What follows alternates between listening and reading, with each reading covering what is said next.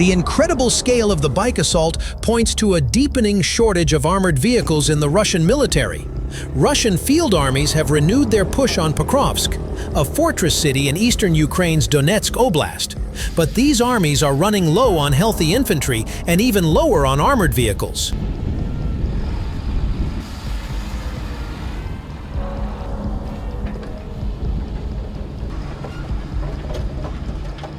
Which is why some Russians, injured in previous battles, have limped into action on crutches. And why others are riding motorcycles across the mine-seated, artillery-pocked drone FPV patrolled front line.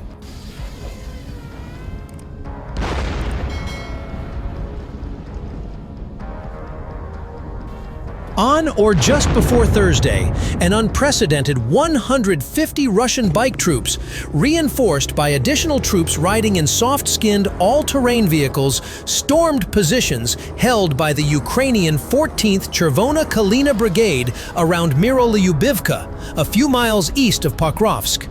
The insane bike assault ended in Ukrainian Azov FPV drones.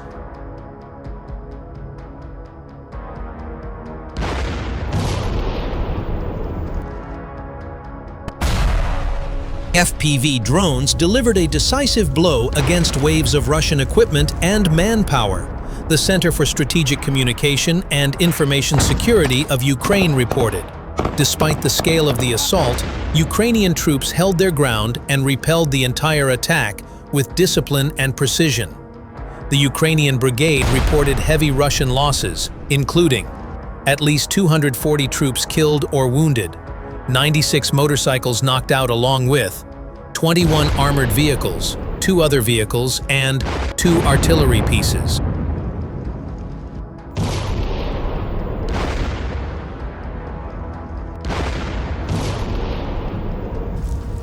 It's standard practice, as the wider war grinds into its 4th year, for Russian regiments to send undertrained, unprotected troops on reconnaissance by force missions in the early hours of a planned offensive. These are ordered to advance towards where they assess Ukrainian positions to be, conducting reconnaissance by drawing fire. Nick Reynolds and Jack Watling explained in a recent study for the Royal United Services Institute in London.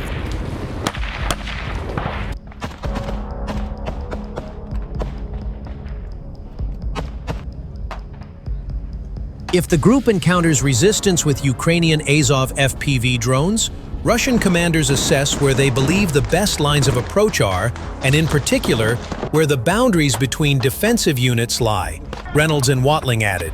If Ukrainian positions are positively identified, sections are persistently sent forward to attack positions.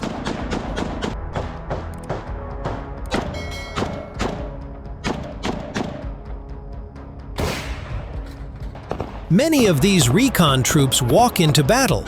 Others ride on bikes or ATVs or in civilian cars and trucks.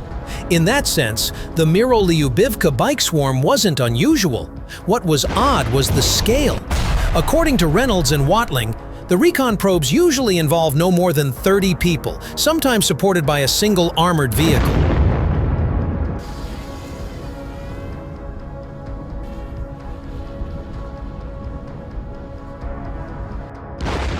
The implication is that the recent bike attack was the day's main assault, not the pre-assault probe. If so, it was yet another sign that, having lost 15,000 armored vehicles in action since February 2022, the Russian military is struggling to fully equip its assault battalions. At least, that's what the Ukrainian Stratcom concluded. It's more evidence that Russia now lacks armor.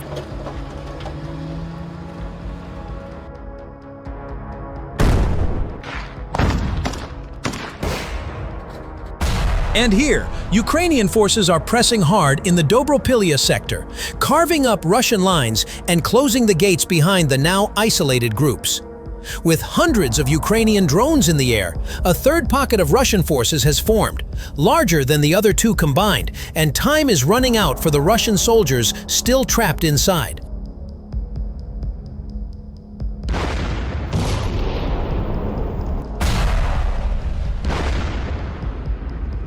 Ukraine's troops have started advancing southward, pushing the Russians back and retaking key ground in and around Pankivka.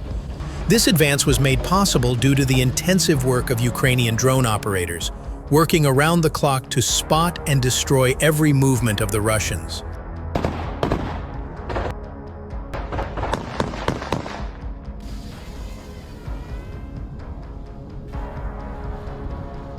As a result, Ukrainian ground forces were able to push forward, and the 1st Azov Corps confirmed that Ukrainian units had fully cleared Pankivka.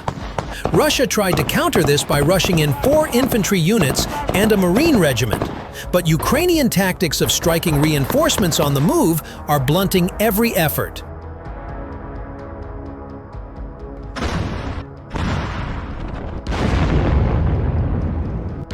Combat footage shows how successful Ukrainian drone strikes hunt down Russian soldiers, as out of 10 soldiers, only 1 survived long enough to surrender and was taken captive, while the 9 others were already destroyed on the approaches.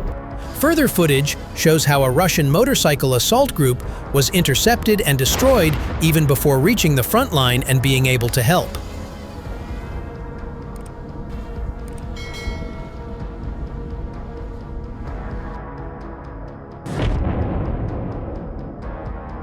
In another, a supply van was struck directly, erupting into a fireball along with the munitions, weapons, and supplies it was carrying. These tactics, coupled with Russia's habit of denying surrounded soldiers the permission to withdraw, have now produced a 3rd pocket of trapped Russian troops in the largest encirclement to date, left without supplies or a way out.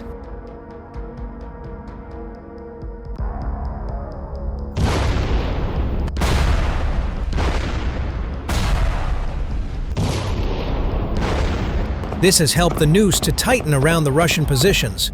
And even though Ukrainian advances have already split the battlefield into separate cauldrons, the latest developments between Razin and Boykivka are making matters worse for the Russian command.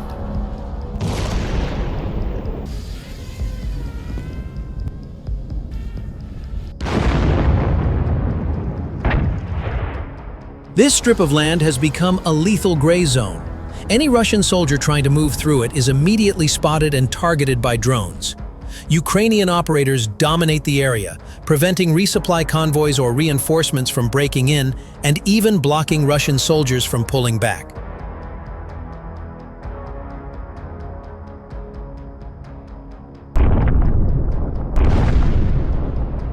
Colonel Valentin Manko, head of Ukraine's Assault Troops Command, confirmed that Russian forces near Dobropilya have been cut off for 3 weeks, and there are now 3 distinct pockets under Ukrainian control.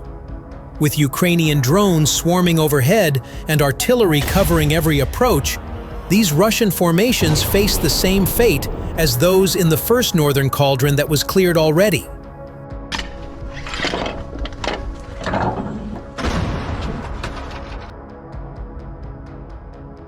Amid these developments, President Volodymyr Zelensky made a symbolic visit to the front, as a video from the Pokrovsk-Dobropilya axis showed him meeting soldiers engaged in the counteroffensive, presenting state awards and receiving briefings from Commanding General Alexander Syrsky.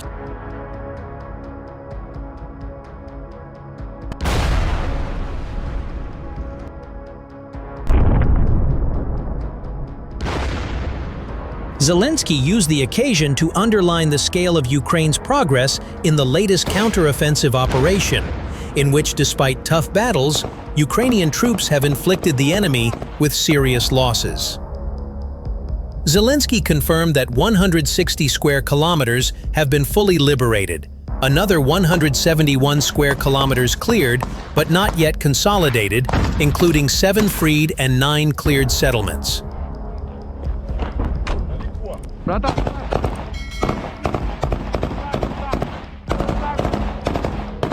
During the battle for the Dobropilya salient, more than 100 Russians were captured, 1,322 killed, and another 1,134 wounded. The presented numbers match the evidence on the ground, where geolocated footage confirms Ukraine's steady gains, heavy Russian casualties, and dire situation for the Russian armed forces.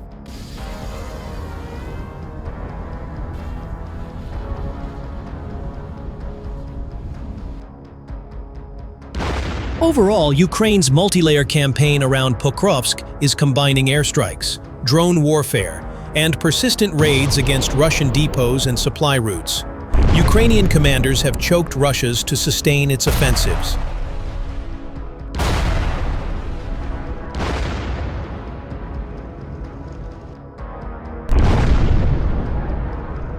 Ammunition shortages, disrupted logistics, and depleted reserves have left Russian units unable to consolidate and even hold on to their positions. The result is more territory being retaken by Ukraine and more isolated pockets of Russian soldiers left to die. With 3 separate groups now encircled around Dobropilya, Ukrainian forces are well placed to continue their tactic of starving them out before moving in for the kill.